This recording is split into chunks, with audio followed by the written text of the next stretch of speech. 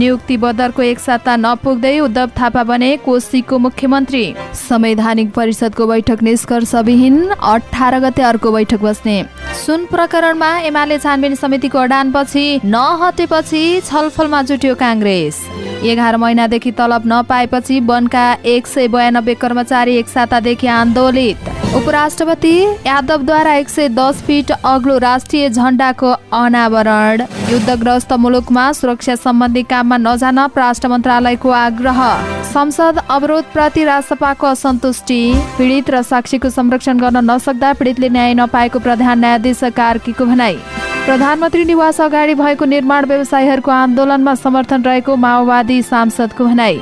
काठमाडौँको मुख्य सडकमै ढल बग्छ, व्यवस्थापनमा ध्यान दिन सांसदहरूको निर्देशन। आफू विरुद्ध लागेको भन्दै बुटोलका वडाध्यक्षले हटाए महिला स्वास्थ्य स्वयंसेविका। रेडियो प्रसारकहरूले फिर्ता लिए संगीतकार सुरेश अधिकारीमाथिको प्रतिबन्ध। मन्त्रालयलाई अर्थ समितिको निर्देशन, किसानलाई 2 बोरा मल ल्याउन दिनु। लम्की स्किन महामारीको विषयमा छलफल गर्न रवि लामिछानेले दर्ता गरे जरुरी सार्वजनिक महत्त्वको प्रस्ताव। 16,000 अमेरिकी डलर खर्चेर कुकुर बने जापानी एक युवक। सर्वसाधारणका लागि खोलिँदै तातो पानी नाका। जुलाईमा झण्डै 58,000 जना पर्यटक नेपाल भित्रिए। चिनिया पर्यटकको संख्या 250% बढ्यो।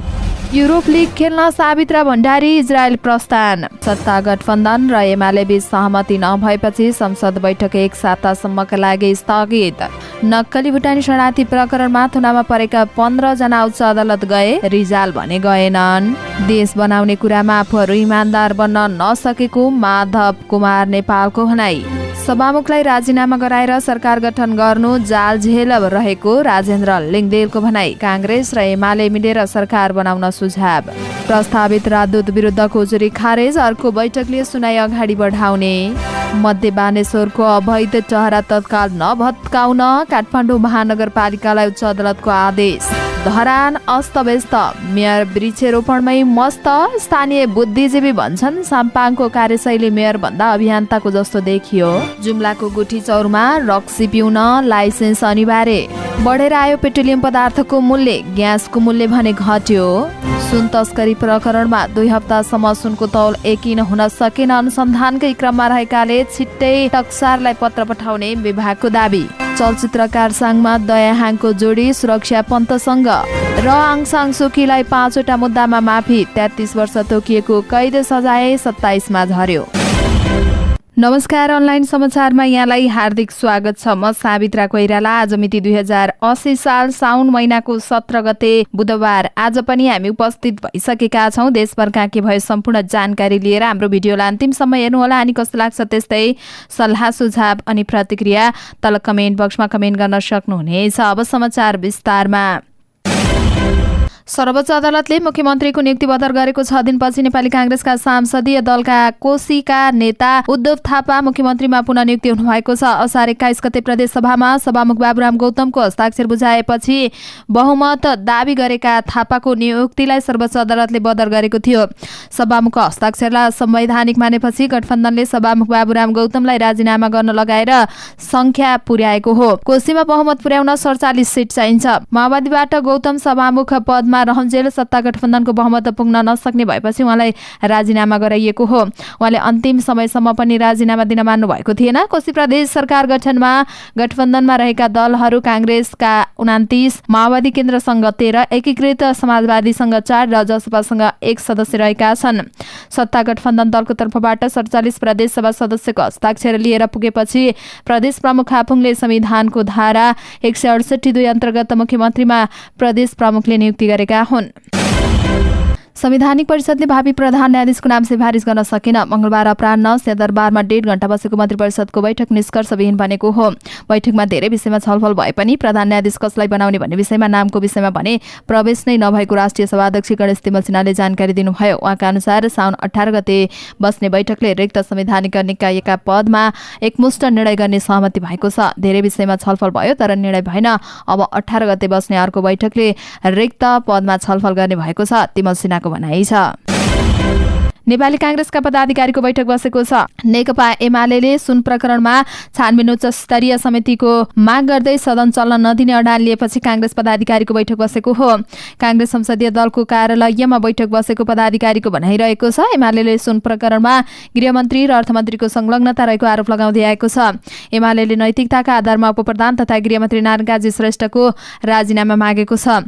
एमाले समितिको अडानबाट ब्याग नभएपछि मंगलबारका लागि बोलाइएको प्रतिनिधि सभाको बैठक साउन 22 गतेसम्मका लागि स्थगित गरिएको हो। सागरनाथ वन विकास परियोजना र रतुवामाई वृक्षारोपण आयोजनाका 192 जना कर्मचारीले 11 महिनादेखि तलब नपाएको भन्दै काठमाडौँको माइतीघरमा एक सातादेखि आन्दोलन गरिरहेका छन्। संघर्ष समितिका अध्यक्ष छत्रबहादुर लामाले लामो समय तलब नपाएकोमा पटक पटक ताकेता गर्दा पनि सुनाइ नभएपछि आन्दोलनमा उत्रनु परेको बताउनुभयो। उहाँले भन्नुभयो, हामीले 11 महिनादेखि तलब पाएका छैनौं। हाम्रो घर परिवार पनि छ। 11 महिनादेखि तलब नआउँदा कसरी घर चलाउने? हाम्रो काठ बिक्री बन्द भएको छ। 100 क्युफिट काठ व्यापारीले किन्दा 27 क्युफिट काठ घट्ने नयाँ फर्मुला लागू गरेपछि हामी समस्यामा परेका हौं, उहाँहरूको भनाइ छ। उपराष्ट्रपति रामशय प्रसाद यादवले महोत्तरीको मटिहानी नगरपालिकामा 110 फिट अग्लो राष्ट्रिय झण्डा अनावरण गर्नु भएको छ। मंगलबार मटिहानी 7 स्थित तस्मैया बाबा उद्यममा निर्मित 110 फिट अग्लो पोलमा राखिएको झण्डा यादवले फहराउनु भएको हो। झण्डा उद्घाटन गर्दै उपराष्ट्रपति यादवले राष्ट्रिय ध्वज स्थापना गरी यहाँको जनताको राष्ट्रप्रतिको उच्च अपनत्व देखाएको बताउनु भएको छ।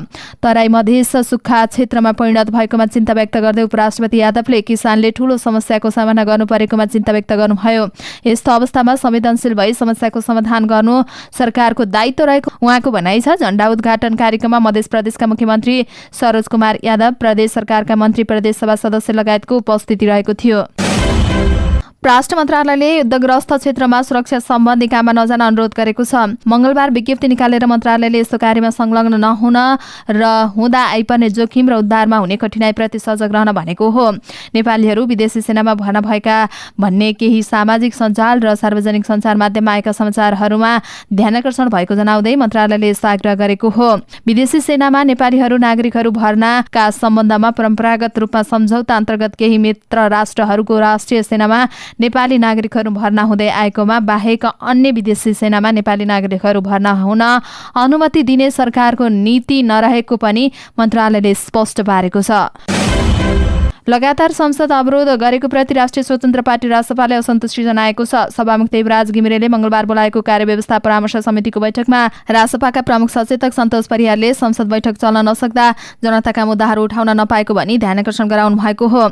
एमाले 1 क्विन्टल सुन प्रकरण बरामद गरेकोमा छिटै छानबिन समितिहरू गठन गर्न माग गर्दै साउन 10 गतेदेखि संसद अवरोध गर्दै आएको छ। सत्तापक्षी छानबिन समिति गठन गर्न तयार नहुने र प्रमुख प्रतिपक्षीय छानबिन समिति गठन नभए संसद चल्न नदिने अडान छ। मन्त्रीको जवाफ सुन्ने हो।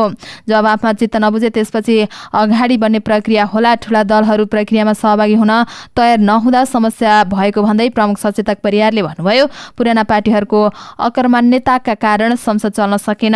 राप्रपाका सांसद मनिष झाले पनि संसद अवरोध गर्ने र बाहिर लोकतान्त्रिक कमजोर भएको भन्ने प्रविधि देखिएको बताउनुभयो।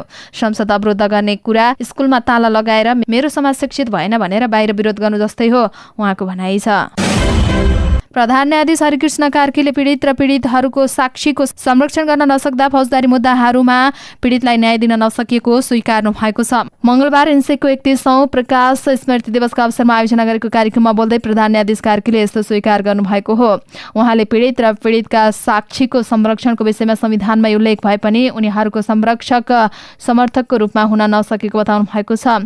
पीडितको संरक्षण गर्न नसक्दा प्रतिकूल बगपत्र आउने गरेको न्याय दिन कठिनाइ भएको बताउनुभयो। आर्थिक वर्षमा सामाजिक र शैक्षिक रूपमा पिछडिएका कारणले पनि प्रतिकूल बगपत्र दिनुपर्ने अवस्थामा पीडितहरू पुगेको बताउनु भएको छ। उहाँले भन्नुभयो, हामीले संविधानमा पीडितहरूलाई न्याय दिने हक पनि राखेका छौँ। यो हकभित्र पीडित र पीडितका साक्षीहरूको संरक्षण पनि गर्नुपर्छ। हामीले पीडित र पीडितहरूका संरक्षण र साक्षीहरूका लागि संरक्षण गर्न नसक्दा हामी प्रतिकूल बगपत्रमा छौँ। प्रतिकूल बगपत्रको ठूलो चुनौती अदालतले सामना गर्नु परेको छ, उहाँको भनाइ छ। नेकपा माओवादी केन्द्रका सांसद माधव सापकोटाले निर्माण व्यवसायीले गरिरहेको आन्दोलनमा आफ्नो समर्थन रहेको बताउनु भएको छ। ठेक्का पाए पनि रकम विनियोजन नगरेको भन्दै निर्माण व्यवसायीहरूले आन्दोलन गरिरहेको भन्दै उहाँले यो जायज रहेको बताउनु भएको हो। प्रतिनिधि सभा अन्तर्गत पूर्वाधार समितिको मंगलबार सिंहदरबारमा बसेको बैठकमा सापकोटाले विकास निर्माणका योजनाहरूमा ठेक्का लागेपछि पनि रकम विनियोजन नगर्नु ठिक नभएको बताउनु भएको छ। निर्माण व्यवसायी अहिले पनि हडतालमा हुनुहुन्छ। प्रधानमन्त्री निवास अगाडि म त्यो आन्दोलनप्रति समर्थन गर्न चाहन्छु। मेरै निर्वाचन क्षेत्रमा पनि 5-6 वटा योजनाहरू यस्तै रहेका छन् जो ठेक्का भएर चालु रहेका रनिङ बिलमा समेत निर्माण कम्पनीले रकम पाएका छैनन्। उहाँले भन्नुभयो यो प्रधानमन्त्री अर्थमन्त्रीको समेत ध्यानकर्षणको विषय हो। विषयगत मन्त्रालय हुनुको नाताले पनि यी विषय हल गर्नुपर्छ। केही दिनपछि त अरण्यको राजमार्ग समेत ठप्प पार्ने गरी चुनौती आएको छ। आन्दोलनकारीहरूका जायज माग भएकाले पनि हडतालमा गएर सडकमा बस्नुपर्ने स्थिति रहेको छ। यो सामान्य प्रकारको समस्या होइन, यो समस्याको समाधान हुनुपर्छ उहाँको भनाइ छ। सांसदहरूले काठमाडौँ उपत्यकाको मुख्य सडकहरूमा नै ढल बग्ने समस्याको व्यवस्थापन हुनुपर्ने बताएका छन्। मंगलबार पूर्वाधार विकास समितिको बैठकमा बोल्दै सांसदले काठमाडौँ उपत्यकाको मुख्य सडकमा ढल व्यवस्थापनको चुनौती रहेको बताएका हुन्। उनीहरूले मुख्य सडकमा नै खोला र ढलहरू जोडिएकोले साना बालबालिकाहरू बगाउने समस्या सिर्जना भइरहेको बताएका छन्। साउन 7 गते काठमाडौँको रानीवन स्थित सामाखुसी खोलामा आएको बाढीले बगाउँदा बेपत्ता भएका विधान आले मगर बेपत्ता भएको घटनालाई लिएर सांसदले फेरि यस्ता घटना हुन नदिन सचेत गराएका हुन्। बैठकमा बोल्दै नेपाली कांग्रेसका सांसद प्रतिमा गौतमले भारी वर्षा हुने बित्तिकै काठमाडौँका सडकहरूमा जाम हुने, अस्तव्यस्त हुने र सडकमा नै खोला बग्ने अवस्थाको अन्त्य हुन जरुरी रहेको बताउनुभयो। बुटोल महानगरपालिकाका वडाध्यक्ष व्यक्तिगत रेसिपी फेर्न 20 वर्षदेखि स्वास्थ्य सेवामा काम गरेकी महिलालाई जागिरबाट निकालेका छन्। बुटोल उपमहानगरपालिका 1 का वडाध्यक्ष नरेन्द्र बस्नेतले वडा स्थित शहरी स्वास्थ्य केन्द्रकी महिला स्वास्थ्य स्वयंसेविका सीता नापितलाई जागिरबाट निकालेका हुन्। नापितले व्यक्तिगत दुश्मनी साध्न र आफूले विभिन्न समयमा उठाएको विषयबारेमा रेसिपी साध्न वडाध्यक्षले आफूलाई हटाएको आरोप लगाएकी छन्। वडाध्यक्ष बस्नेतले राजनैतिक आग्रह पूर्वाग्रह राखेर आफूलाई हटाएको उनको आरोप रहेको छ। वडाध्यक्ष बस्नेतले कांग्रेसको भागी उठेर चुनावमा विजयी भएका थिए। स्वयंसेविका नापितले बुटोल उपमहानगरपालिकाले पूर्णखोप घोषणाका लागि आयोजना गरेको कार्यक्रममा आफ्नो ओडामा सबैले पूर्णखोप नपाएको अवस्थामा कसरी पूर्णखोप घोषणा हुन्छ भन्दै प्रश्न उठाएकी थिइन्। उनले पूर्णखोप घोषणामा हतार गर्न नहुने बताएकी थिइन्। त्यसपछि वडाध्यक्ष बस्नेतले आफूमाथि चिडिएको उनको जिकिर रहेको छ। नापितले आफू बिना गल्ती पनि निष्कासनमा परेको भन्दै न्यायका लागि अपील गरेकी छन्। रेडियो प्रसारक संस्थाले संगीतकार तथा रोयल्टी संकलन समाजका अध्यक्ष सुरेश अधिकारीको सृजनालाई प्रतिबन्ध लगाउने यस अगाडिको निर्णयलाई फिर्ता लिएको छ। मंगलबार संयुक्त वक्तव्य जारी गर्दै radio broadcast forum, broadcasting association र सामुदायिक रेडियो प्रसारक संघ उक्त निर्णयलाई आजैबाट फिर्ता लिएको जनाएको छ। सामाजिक सञ्जाल मार्फत संगीतकार अधिकारीले आफ्ना विवादित अभिव्यक्ति फिर्ता लिएको र स्वतन्त्र रेडियो अभियान प्रति एकीबद्धता जनाएकाले पनि निर्णय फिर्ता लिएको जनाइएको छ। यसका लागि उहाँप्रति सम्मान भाव प्रकट गर्दै संगीत रोयल्टी संकलन तथा वितरणलाई व्यवस्थित एवं पारदर्शी रूपमा अगाडि बढाउने कार्यमा सहकारी गर्न आह्वान गर्छौं विज्ञप्तिमा भनिएको छ। साउन 4 गतेको बैठकबाट गरिएको संगीतकार अधिकारी सृजना प्रसारण गर्न नसकिने भन्दै निर्णय गरेकोमा आजैबाट फिर्ता लिएको छ। साथै ती तीनै संस्थाले संगीत रोयल्टी तथा वितरण प्रणालीमा आवश्यक कानून निर्माण गरी स्रष्टाको अधिकारको सम्मान तथा एफएम रेडियोहरूको नवीकरणमा भइरहेको अवरोध तत्काल हटाउन पनि सरकारसँग माग गरेको छ। अर्थ समितिले किसानलाई 2 बोरा रासायनिक मल ल्याउँदा भन्सार बिन्दुमा झन्झट र बन्देज नहुने व्यवस्था मिलाउन अर्थ मन्त्रालय सहित सम्बन्धित निकायलाई ध्यानकर्षण गराएको छ। साथै सो जानकारी समितिलाई दिन समेत समितिले निर्देशन दिएको छ। रासायनिक मलको माग तथा आपूर्ति व्यवस्थापन बारेमा अर्थ समितिमा गत असार 21 गते सोमबार छलफल भएको थियो। किसानको समस्यालाई मध्यनजर गरी गैर व्यापारिक निजी प्रायोजनका लागि 2 बोरा किसानले मल ल्याउँदा भन्सार बिन्दुमा झन्झट र बन्देज नहुने व्यवस्था मिलाउन अर्थ मन्त्रालय सहित सम्बन्धित निकायलाई निर्देशन दिने र सोको जानकारी समितिलाई दिने अर्थ समितिको निर्देशनमा भनिएको छ। मुख्य गरी भारतबाट भन्सार चलेर अवैध रूपमा रासायनिक मल आउने गरेको, कालो बजारी हुने गरेको र यस्तो मलको गुणस्तरको प्रत्याभूति समेत नहुने समस्या देखिँदै आएको छ। किसानले भन्सार तिरेर आफै मल ल्याउँदा पनि यस्तो समस्या रहेको समितिको भनाइ छ। राष्ट्रिय स्वतन्त्र पार्टी राजसभाका सभापति रवि लामिछानेले लम्की स्किन महामारीको विषय प्रतिनिधि सभा बैठकमा छलफल गर्नुपर्ने माग गर्दै जरुरी सार्वजनिक महत्त्वको प्रस्ताव दर्ता गराउनु भएको छ। मंगलबार संसद सचिवालयमा दर्ता भएको प्रस्तावमा लामिछानेले लम्की स्किन रोगमा प्रभावितहरूलाई खोपको व्यवस्था गर्न र पीडित किसानहरूलाई क्षतिपूर्तिको व्यवस्था गर्न विषयमा पनि छलफल गर्न आवश्यक रहेको बताइएको छ। लम्की स्किन रोग नियन्त्रणका लागि आवश्यक औषधि खरिद र आपूर्ति गर्न चाहिने बजेट व्यवस्थापन गर्न सरकारले के योजना सारेको छ, यो योजनाबारे सरकारसँग जानकारी माग गर्न दर्ता गरिएको प्रस्तावमा भनिएको छ। पशु स्वास्थ्य बीमा एक पालिका एक भेटनरी कार्यक्रमको कार्यान्वयनको अवस्था, खोप उत्पादनका लागि नेपालमा भइरहेको प्रयास, रोग नियन्त्रणका लागि प्रयास र किसानको सहभागिता लगायतका विषयमा पनि आवश्यक छलफल गर्न आग्रह गरिएको जनाइएको छ। जापानका एक युवकले कुकुर बन्नका लागि 16,000 हाराहारीमा अमेरिकी डलर खर्च गरेका छन्। टोकनाम भएका ती युवाले बाल्य अवस्थाबाट नै कुकुर हुन चाहेको सपना पूरा गरेको बताएका छन्। कुकुरको पोसाक किन्न उनलाई 16,000 अमेरिकी डलर खर्च गरेर कुकुर बनेर पार्कमा पनि पुगेका थिए। पार्कमा उनलाई देखेर अरू कुकुरहरू आत्तिएका र उत्सम्मित भएका थिए। ती जापानी युवाको समाचार अहिले विश्वभरि फैलिएको छ। भूकम्प र पराकम्पनको 8 वर्षपछि उत्तरी नाका तातोपानी सर्वसाधारणका लागि आउजाउ गर्नका लागि खोल्न नेपाल सरकार र चीनतर्फ आवश्यक भौतिक पूर्वाधार र अन्य पूर्वाधारको तयारी थालिएको छ। भोटिकोशी गाउँपालिका 2बाट चीन जोड्ने चाइना बोर्डर तातोपानीमा यसअगाडि नै यही वैशाख 18 गते निर्यात खुलाइएको थियो। सिन्धुपाल्चोकको प्रमुख जिल्ला अधिकारी रमेश नेउपानेका अनुसार नेपाल तिब्बत व्यापार सहजीकरण समितिको 11औं बैठकले नाकालाई आगामी 2 महिनाभित्र सर्वसाधारणका लागि समेत खुलाउने सहमति गरेको थियो। तिब्बतमा सम्पन्न छलफलमा उद्योग वाणिज्य तथा आपूर्ति मन्त्रालयका सहसचिव रामचन्द्र तिवारी सहित अन्य तहका 7 सदस्य वार्ता टोली सहित चिनिया प्रतिनिधि बसेर सेप्टेम्बरभित्र मानिसका लागि खुला गर्ने निर्णय गरेको हो। जिल्ला तहमा औपचारिक रूपमा यो दिन यसरी तातोपानी नाका खोलिने भन्ने चाहिँ केही पनि छैन। यद्यपि माथिल्लो तहमा निर्णय भएकाले त्यही अनुसार आवश्यक तयारीमा जुटेका छौं, प्रमुख जिल्ला अधिकारी नेउपानेले भन्नुभयो। यस वर्षको जुलाई महिनामा नेपालमा झण्डै 58,000 जना पर्यटक भित्रिएका छन्। नेपाल पर्यटन बोर्डका अनुसार जुलाई महिनामा 57,726 जना पर्यटक आएका छन्। यो संख्या अघिल्लो वर्षको जुलाईको भन्दा 29.8% धेरै हो। अघिल्लो वर्षको जुलाईमा 44,462 जना पर्यटक आएका थिए। यो वर्षको जुलाईमा सबैभन्दा धेरै भारतबाट 21,357 जना पर्यटक आएका छन्। बंगलादेशबाट 2,600 जना सहित दक्षिण एसियाबाट 25,714 जना पर्यटक नेपाल आएको बोर्डले जनाएको छ। यस्तै चीनबाट 5,693 जना पर्यटक आएका छन्। अघिल्लो वर्षको जुलाईसम्म 1,593 जना चिनिया पर्यटक नेपाल आएकोमा अहिले 250% बढेर 5,600 पुगेको जनाइएको छ। एसियाबाट 10,181 जना पर्यटक आएका छन्।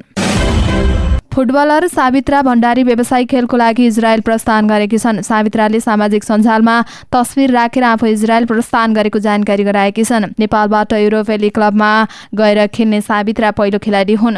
उनी इजरायलको शीर्ष डिभिजन क्लब हापोएल रानानमा अनुबन्धित भएकी छन्। युरोपमा खेल्न पाउनु आफ्नो लागि महत्त्वपूर्ण अवसरसँगै कठिन परीक्षा भएको पनि सावित्राले बताउँदै आएकी छन्। यसअगाडि सावित्राले भारतीय शीर्ष डिभिजन गोकुलम केरलाबाट खेल्दै सर्वाधिक गोलकर्ताका साथ टिमलाई च्याम्पियन बनाएकी थिइन्। यस्तै मालदिप्समा पनि उनी खेलेकी छन्। सावित्राले राष्ट्रिय टोलीका लागि 45 खेलमा 44 गोल गरेकी छन्। सत्तारूढ गठबन्धन र प्रमुख प्रतिपक्षी नेकपा एमाले बीच संसद सञ्चालनको विषयमा सहमति हुन नसकेपछि प्रतिनिधि सभाको बैठक साउन 22 गतेसम्मका लागि स्थगित भएको छ। मंगलबार दिउँसो 1 बजेका लागि बोलाइएको बैठक बस्दै नबसी 22 साउनलाई सारिएको हो। संघीय संसद सचिवालयले मंगलबार एक सूचना जारी गर्दै प्रतिनिधि सभाको बैठक साउन 22 गते दिउँसो 1 बजेका लागि तोकेको जनाएको छ। नेकपा एमाले सुन तस्करी प्रकरणमा उच्च स्तरीय छानबिन समिति गठनको माग गरेको छ, तर सत्तारूढ गठबन्धनले उक्त समिति गठन गर्न अस्वीकार गर्दै आएको छ। नक्कली भुटानी शरणार्थी प्रकरणमा थुनामा परेका 16 जना मध्ये 15 जनाले आफूलाई पूर्वपक्षका लागि थुनामा पठाउने काठमाडौँ जिल्ला अदालतको आदेश विरुद्ध उच्च अदालतमा निवेदन दिएका छन्। उनीहरूको निवेदनमा सुनवाई गर्दै उच्च अदालत पाटनले काठमाडौँ जिल्ला अदालतले गरेको आदेशको विवरण झिकाउने आदेश दिएको छ। उच्च अदालतकी प्रवक्ता मन्दिरा साईले यो प्रकरणमा उच्च अदालतका कैफियत प्रतिवेदन माग्ने आदेश दिएको जनाउनु भएको छ। कैफियत प्रतिवेदन भनेको मुद्दा र त्यसमा भएको कारबाहीको संक्षिप्त विवरण हो। भुटानी शरणार्थीका नेता टेकनाथ रिजालले भने हालसम्म उच्च अदालतमा निवेदन दिएका छैनन्। अहिलेसम्म 15 जनाले निवेदन दिनुभयो। उहाँको हकमा भने कैफियत प्रतिवेदन झिकाउने आदेश भएको छ। अहिलेसम्म टेकनाथ रिजालले निवेदन दिनुभएको छैन। उहाँको भनाइ छ नेपाली नागरिकलाई भुटानी शरणार्थी बनाएर अमेरिका पठाउने ठगी धन्दामा संलग्नताको आरोपमा कांग्रेस नेता बालकृष्ण खाँड, एमाले नेता टोपबहादुर राय माझी, पूर्व सभासद आङटावा शेर्पा, भुटानी शरणार्थी नेता टेकनाथ रिजाल लगायतका 16 जना जिल्ला अदालत काठमाडौँको आदेशमा 1 असारबाट थुनामा रहेका छन्। उच्च अदालतले एमाले नेता राय माझीको मुद्दामा 12 साउनमा र कांग्रेस नेता खाँडले 14 साउनमा सुनाई गरेको थियो। नेकपा एकीकृत समाजवादीका अध्यक्ष माधव कुमार नेपालले देश बनाउने कुरामा कोही पनि बन्नुपर्ने जति इमान्दार बन्न नसकेको बताउनु भएको छ। अनि राष्ट्रिय काठमाडौँ जिल्ला कमिटीद्वारा आयोजित कार्यक्रमलाई सम्बोधन गर्दै उहाँले देशमा धेरै समस्याहरू भएको बताउनु भएको छ। उहाँले भन्नुभयो त्यो समस्या मध्ये पहिलो भनेको हामी बुझ्नुपर्ने जति इमान्दार बुझ्न सकेका छैनौँ र बन्नुपर्ने जति इमान्दार बन्न सकेका छैनौँ। हामी देश बनाउने भावले ओतप्रोत भइसकेका छैनौँ। हामी आफूलाई मात्रै केन्द्रबिन्दुमा राखेर काम गरेका छौँ। देश र जनतालाई केन्द्रबिन्दुमा राख्न सकेका छैनौँ। देश र नेपाली स्वतन्त्रतामा आज आयो भने त्यो स्वीकार्य हुँदैन। उहाँले धेरै ठुलो मेहनत गरेर बनाएको संविधानले धेरै अधिकार दिएको बताउनुभयो। संविधानमा लेखिएका कुनै कुरामा कमी नभए पनि कार्यान्वयनमा भने समस्या भएको उहाँको भनाइ छ।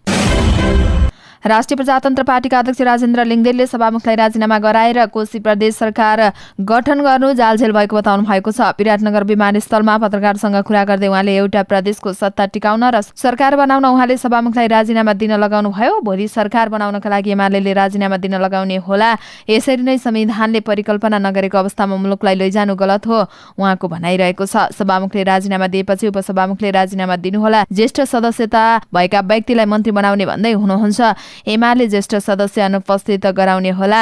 यसले मुलुक संविधानको परिकल्पना नगरेको बाटोमा जाँदैछ उहाँको भनाइ छ। उहाँले संविधानलाई गीता बाइबल जस्तो सच्याउनु हुँदैन भन्नेहरूले संविधानकै जटिलतामा लगेको बताउनु भएको छ। लिङ्गदेनले कोशी प्रदेश सरकार गठनमा राप्रपा तत्काल कसैको पक्षमा र विपक्षमा नलाग्ने बताउनु भयो। उहाँले भन्नुभयो अहिले हामी सत्ता गठबन्धनलाई सहयोग गरेर पनि जाँदैनौँ र अहिले हामीले संविधानको धाराहरूको अभ्यासमा पनि सहभागी हुँदैनौँ। लिङ्गदेनले आफूहरूको एजेन्डाहरू संघीयता खारेजीको भएको भन्दै संघीयता पक्षहरू नेपाली कांग्रेस र एमाले मिलेर कोशी प्रदेश सरकार बनाउन सुझाव दिनुभयो।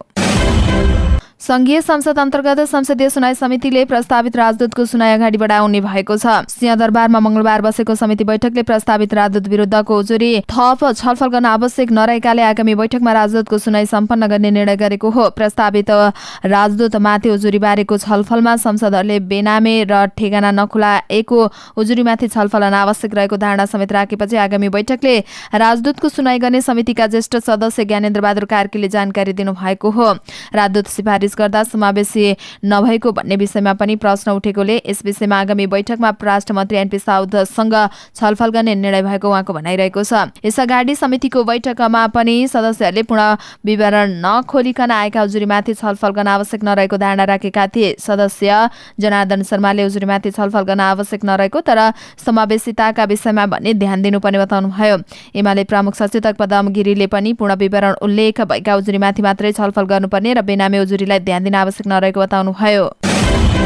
काठमाडौँको मध्य बानेश्वरमा करिब 10 आना जग्गामा बनेको घरटारा तत्काल नभत्काउन उच्च अदालत पाटनले अल्पकालीन आदेश दिएको छ। मध्य बानेश्वर सडकको व्हाइट हाउस कलेजसँगै सतीशाला मार्गमा रहेको सार्वजनिक जग्गामा बनाएको घरटारा नभत्काउन अदालतले सोमबार आदेश दिएको हो। काठमाडौँ महानगरपालिकालाई विपक्षी बनाएर आफ्नो जग्गा दाबी गर्दै आएका विश्वनाथ जनार्दन आचार्यले उच्च अदालत पाटनमा रिट दायर गरेका थिए। न्यायाधीश दिपेन्द्र अधिकारीको एकल इजलासले उक्त रिटमाथि अल्पकालीन आदेश जारी गरेको हो। 2063 3 माघमा गरेको पत्रको बेहोरा हेर्दा दुवै पक्षको छलफल सुनि अन्तरिम आदेश सम्बन्धको आदेश गर्न उपयुक्त हुने देखिएको अदालतले जनाएको छ। विवादको विषयसँग सम्बन्धित लिखित कागजपत्र वा अन्य सबुत प्रमाण भए सो समेत लिएर उपस्थित हुन अदालतले भनेको छ। सो अवधिसम्म निवेदकको उल्लेख गरेको घटना यथास्थितिमा राख्न अदालतको मुलुकी देवानी कार्यविधि संहिता 2074 को दफा 158 को 920 को क र उच्च अदालतले अलि 2073 को नियम 4 क बमोजिम अल्पकालीन अन्तरिम आदेश जारी गरेको हो। किता नम्बर 68 को जग्गा मुद्दामा परे दुई तहबाट नै फैसला भएको थियो। त्यस विरुद्ध सर्वोच्च अदालतमा मुद्दा विचाराधीन रहेको छ। साउन 21 छलफलको लागि अर्को पेशी तोकिएको जनाइएको छ। धरान उपमहानगरपालिकाका मेयर निर्वाचित भएदेखि नै सामाजिक सञ्जालमा अनवरत रूपमा चर्चामा छन् हर्क साम्पाङ। उनको लोकप्रियतामा ग्राफ कहिले वात्तै उकालो लाग्छ त कहिले पहिरो खस्के झैं खसेर भुइँमा बज्रन्छ। मेयर निर्वाचित भएकै भोलिपल्टबाट नै साम्पाङ श्रममा खटिन थाले। दिनहु ढुङ्गा र पाइप बोकेर तस्बिर भिडियोहरू सामाजिक सञ्जालमा हालेर भावुक नेपालीहरूलाई उनले द्रवित बनाए। खानेपानीको लागि ज्यानै दिएर लागेका पनि हुन्। धरानी जनताहरूलाई खानेपानी खुवाउने साम्पाङको प्रतिबद्धता र लगन सराहनीय छ। तर त्यसबाहेक पनि मेयरका रूपमा उनको कार्यसम्पादन र कार्यशैली निहाल्ने हो भने निराश मात्रै हात पर्छ। साम्पाङले सामाजिक सञ्जालमा जति लोकप्रियता पाए त्यति नै विवादित पनि भए। हरेक दिन दर्जनभन्दा बढी फेसबुक पोस्ट गर्ने उनी आफ्नो हचुवा र अराजक स्टाटसहरूले बारम्बार विवादमा आइरहे। पछिल्लो समय उनी धार्मिक विवादमा समेत मेसिन पुगे। मेयरको कुर्सीमा बसेको जुन जिम्मेवारी साम्पाङले निभाउनु पर्ने हो त्यसमा उनी खरो उत्रन भने सकेका छैनन्। उनी मेयर भन्दा पनि अभियन्ताको शैलीमा अगाडि बढेको स्थानीय बुद्धिजीवीहरूको टिप्पणी छ। कुनै पनि काम योजनाबद्ध र संस्थागत रूपमा नभएर व्यक्तिगत लहरमा गर्दा धरानका अन्य जनप्रतिनिधिहरूमा असन्तुष्टि चुलिँदै गएको छ। 2 महिनाको अवधिमा धरान उपमहानगरपालिका भित्रै डेंगू संक्रमणका कारण 7 जनाको निधन भएको छ। धरान उपमहानगरपालिकाको तथ्याङ्क अनुसार 3532 जनाको डेंगू परीक्षण गर्दा 2066 मा डेंगू संक्रमण पुष्टि भएको छ। तर धरानका मेयर भने बिरुवा रोप्न नै व्यस्त देखिएका छन्। जुम्लाको गुठीचौर गाउँपालिकामा रक्सी सेवन गर्नेहरूले 1 भदौ 2080 अगाडि नै मदिरा रक्सी सेवन कार्ड लिनुपर्ने भएको छ। यस गाउँपालिकाको मदिरा रक्सी नियन्त्रण कार्यविधि 2080 पास भएसँगै यो नियम कार्यान्वयनमा आउने भएको हो। गाउँपालिकाले एक सूचना प्रकाशित गरी यसबारेमा जानकारी गराएको छ। गाउँपालिकाका अनुसार रक्सी सेवन गर्न चाहने साउनभित्र नै यस्तो कार्ड लिन आउनुपर्नेछ। पाहुना आएका व्यक्तिहरूले रक्सी सेवन गर्न चाहेमा भने अतिथि मदिरा सेवन कार्ड लिनुपर्ने समेत गाउँपालिकाले जनाएको छ। रक्सीको बिक्री वितरणका लागि इजाजत अनिवार्य गर्दै गाउँपालिकाले यस्तो इजाजत लिन नवीकरणको लागि समेत काममा आउन साउनभित्र नै गर्न सूचित गरेको छ। यस गाउँपालिकाले अब सार्वजनिक स्थान, विद्यालय, स्वास्थ्य केन्द्र, मन्दिर, सरकारी तथा गैर सरकारी कार्यालय भन्दा 500 मिटर टाढा मात्रै रक्सी पसल खोल्न पाइने जनाएको छ। रक्सी पसलमा यसबाहेक अन्य सामान भने राख्न नपाइने जनाइएको छ। भारतबाट पेट्रोल, डिजेल र मट्टीतेलको मूल्य बढेर आएको छ। भारतीय आयल निगमले पठाएको मूल्य सूची अनुसार डिजेल, पेट्रोल र मट्टीतेलको मूल्य बढेर आएको नेपाल आयल निगमले जनाएको छ। निगमका अनुसार पेट्रोलमा 8.5 रुपियाँ, डिजेलमा 7 र मट्टीतेलमा 7.5 रुपियाँ बढेर आएको छ। यस्तै हवाई इन्धनमा 8.5 बढेको छ। एलपी ग्यासमा भने 100 रुपियाँ घटेर आएको छ। सोही अनुसार निगमले एलपीको मूल्य घटाउने तयारी गरेको छ। अनुसन्धान लम्बिँदै जाँदा हङकङबाट तस्करी गरेर ल्याएको सुनको परिणाम एकिङ गर्ने प्रक्रिया समेत लम्बिएको छ। यही साउन 3 गते राति राजस्व अनुसन्धान विभागले सिनामङ्गलबाट ठूलो परिणाममा सुन समातेको थियो। त्यति बेला राजस्व अनुसन्धान विभाग दिनदिनै तस्करसँग संलग्न व्यक्ति र यससँग सम्बन्धित निकायहरूमा छापा पनि हानिरहेको थियो। हङकङबाट क्याथे पेसिफिकको कारको मार्फत ब्रेक प्याडमा लुकाएर ल्याएको अवैध सुन एकिङ परिणाम भने हालसम्म पनि हुन सकेको छैन। राजस्व अनुसन्धान विभागले हङकङबाट ल्याएको सुन सहित ब्रेक प्याडको तौल भने 154 किलोग्राम रहेको जनाएको छ। तर यसको एकिन परिणाम भने सुन लुकाइएको छ भनेर तथ्याङ्क अहिले एकिन परिणाम भने आउन सकेको छैन। गत असार 30 गते एयर कार्गो मार्फत ल्याएको सुन साउन 3 गते भन्सार जाँच पास भएको थियो। सोही दिन राजस्व अनुसन्धानले सुन राखिएको ट्याक्सी र चालक सहित 4 जनालाई पक्राउ गरेको थियो। यो तस्करी प्रकरणमा हालसम्म 18 जना पक्राउ परेका छन्। दैनिक रूपमा थप व्यक्ति पक्राउ पर्दै जाँदा र अनुसन्धान लम्बिँदै जाँदा सुनको तथ्य एकिन भने हुन नसकेको विभागले जनाएको छ। अनुसन्धान विभागका महानिर्देशक नवराज ढुङ्गानासँग अघिल्लो हप्ता भएको कुराकानीमा यो अनुसन्धानकै क्रममा रहेको बताउनु भएको थियो। सुन गाल्ने र परिणाम जाँच्ने प्रक्रिया किन अगाडि नबढेको भन्ने प्रश्नमा उहाँले भन्नुभएको थियो, अहिले अनुसन्धान भइरहेको छ, थप तथ्य र सुन फेला पर्न सक्छ, यही कारण परिणाम एकिन गर्ने प्रक्रिया अगाडि नबढाएको हो उहाँको भनाइ थियो। दयाङ राई अभिनीत फिल्म कारसाङमा अभिनेत्री सुरक्षा पन्त जोडिएकी छन्। फिल्ममा दयाङसँग सुरक्षाको अन स्क्रिन रोमान्स गर्ने भएकी छन्। फिल्ममा यसअगाडि दयाङ सहित बुद्धि तामाङ र dancing star Nepal fame dancer Chhiring Sherpa अनुबन्धित भइसकेका छन्। फिल्मको अर्को एक प्रमुख नायिकाका लागि अन्य 2 अभिनेत्रीसँग छलफल चलिरहेको जनाइएको छ। अरू बाँकी कलाकार अडिसन मार्फत छनौट गर्ने भएको छ। शेर्पा समुदायको कथावस्तुमा निर्माण हुन लागेको फिल्ममा कलाकारहरूको लाइन अप बलियो देखिएको छ। यसमा एम शेर्पाको निर्देशकीय डेब्यू फिल्ममा उनी स्वयंको पटकथा तथा संवाद रहेको छ। शेर्पाले यसअगाडि छोटा फिल्मको निर्देशन गरेका थिए। पुरुषोत्तम प्रधानको छायाङ्कन रहने फिल्ममा उनी निर्माताका रूपमा पनि जोडिएका छन्। तिहार लगतै छायाङ्कन गर्ने यो फिल्मलाई सिन्धुपाल्चोकको 12 नगरपालिका र भुटेकुसी गाउँपालिकाका विभिन्न स्थानमा छायाङ्कन गरिनेछ। म्यानमारको सौन्य सरकारले प्रजातन्त्रवादी नेत्री आङ सान सुकीलाई 5 वटा मुद्दामा माफी दिएको छ। विभिन्न मुद्दा लगाएर कैद 33 वर्ष सजाय सुनाएकोमा 5 वटा मुद्दामा भने माफी दिएसँगै सुकीको कैद अवधि 27 वर्ष झरेको बीबीसीले जनाएको छ। पछिल्लो केही समयदेखि सौन्य सरकार सुकीप्रति केही लचिलो बन्दै गएको छ। यही हप्ता एकजना विदेशी अधिकारी र देशका सभामुखलाई भेट्न दिएको सौन्य सरकारले सुकीलाई कारागारबाट विशिष्ट व्यक्तिको आवास क्षेत्रमा सारेको छ। यस्तै सौन्य सरकारले पूर्व राष्ट्रपति बिन मिन्टलाई पनि 2 वटा मुद्दामा माफी दिँदै 12 वर्ष कैद सजाय घटाएर 8 मा झारेको छ। यस्तै सौन्य कुपछि भएको विद्रोहको क्रममा पक्राउ परेका मध्ये 7800 जना कैदीको सजाय समेत माफी भएको छ। म्यानमारको राजधानी नेपुटीमा स्थापना गरेको गौतम बुद्धको विशाल मूर्तिको अनावरण कार्यक्रममा सौन्य सरकारले कैद छुट तथा माफी घोषणा गरेको थियो। हवस् त दर्शक महानुभावहरू, आजका मुख्य समाचारहरू यति नै। हामीले प्रस्तुत गरेका विषयहरूप्रति तपाईँको धारणा के छ तल कमेन्ट बक्समा उल्लेख गर्नुहोला। साथै तपाईँलाई लागेका कुरा कुनै विषय उठाइदिए हुन्थ्यो जस्तो लाग्छ अथवा कुनै पनि विषयमा समाचार दिन छुटाएका छौँ हामीले भने तपाईँ हामीलाई हाम्रो फेसबुक पेजमा गएर मेसेज गर्न सक्नुहुनेछ अथवा तल कमेन्ट बक्समा कमेन्ट पनि गर्न सक्नुहुनेछ। तपाईँको कमेन्टले हामीलाई काम गर्नका लागि अझै ठुलो ऊर्जा दिनेछ। हाम्रो मेहनतको लागि एउटा सानो लाइक र कमेन्ट अवश्य गर्नुहोला। अनि च्यानललाई सब्स्क्राइब गर्नुभएको छैन भने सब्स्क्राइब अल नोटिफिकेसन अन पनि गर्नुहोला। हामी पलपलको न्युज अपडेटका साथ फेरि आउने नै छौँ। त्यतिन्जेलसम्मको लागि तपाईँको हरेक पल शुभ रहोस्। नमस्कार।